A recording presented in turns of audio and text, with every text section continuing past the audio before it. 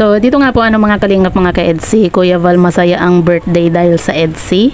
So yan po yung ating pag-uusapan po mamaya mga kalingap mga ka-EDC. Pero bago po natin ipagpatuloy ang video ito sa mga bago pa lang po sa ating munting channel, huwag po natin kalimutang suportahan ng ama ng kalingap Kuya Val Santos Matubang at Kalingap Rab.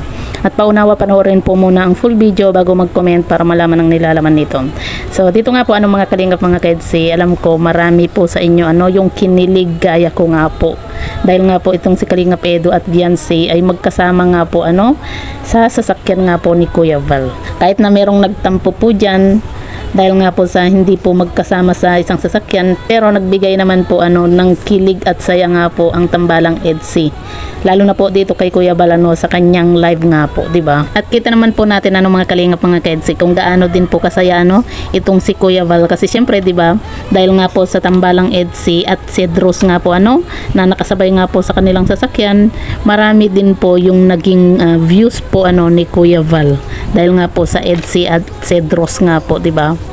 Kumaga isa rin po ang EDC at Cedros nga po na nagpalaki po ng views nga po ni Kuya Val sa kanyang live.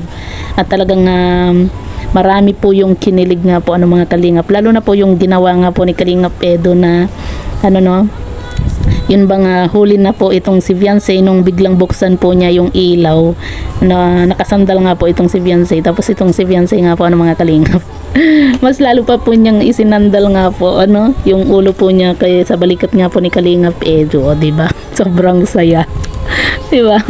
Kaya marami po yung yung lumalabas nga po ng mga basher dahil nga po sa naiinis po sila kasi magkasama po ang EDC nga po at marami po yung natuwa at napasaya nga po ng tambalang EDC. Kaya nakaganda rin po mga kalingap na na-late po itong dalawang ito.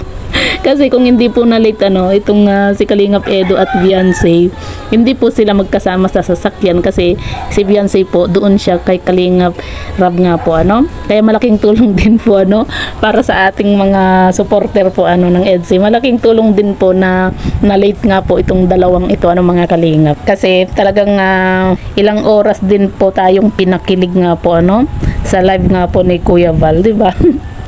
Grabe mga kalingap. Ang dami ko nga pong nababasa na talagang sabi pa po ng iba, itinigil daw po muna nila yung pagtitinda dahil nga po sa gusto po nilang manood muna ng tambalang EDC nga po mga kalingap. O di ba?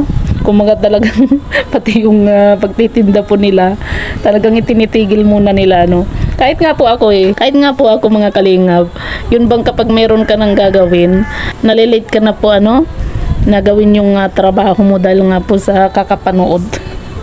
Grabe yung ibinibigay na kilig po ng tambalang EDC nga po mga kalingap. Sa mga hindi pa po nakapanood nga po or sa na-late nga po na mapanood yung live nga po ni Kuya Val, panoorin nyo na po mga kalingap kahit na replay po kasi talagang kikiligin po kayo dito sa tambalang EDC nga po.